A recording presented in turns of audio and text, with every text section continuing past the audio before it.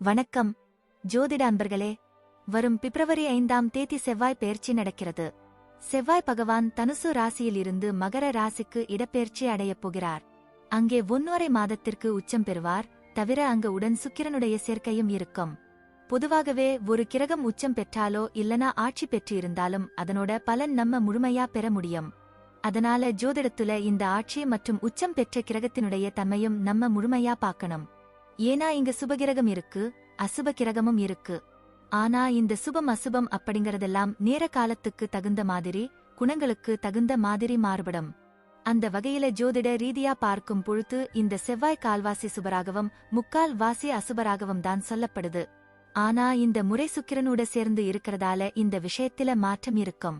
தவிர பொதுவாவே இந்த செவ்வாய் உச்சம் பெற்றால் சில விஷயங்கள் சாதகமாகவும் இருக்கும், சில விஷயங்கள் பாதகமாகும். அதுலயும் ஒவ்வொரு ராசி ரீதியாகவும் அதனுடைய ஸ்தான பலங்களின் அடிப்படையில் பார்க்கும் பொழுது இந்த பலங்களும் சில விதங்கள்ல மாறுபடவே செய்யும். அப்படி ஒவ்வொரு ராசிக்கும் என்ன மாதிரியான பலங்கள் இருக்கும் அப்படிங்கறது பத்தி பார்க்கலாம்.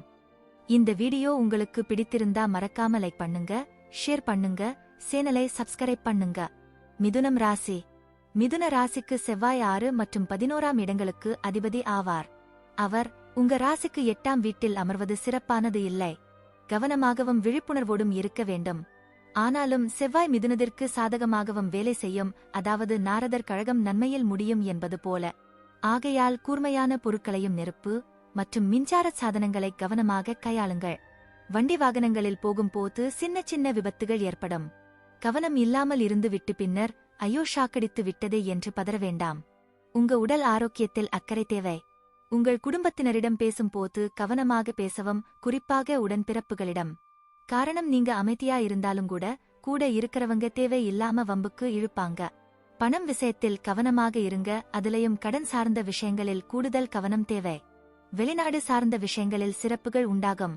யூக வணிகங்களில் எதிர்பாராத நன்மை கிடைக்கும். நன்றி, வணக்கம், வாழ்க வளமுடன்.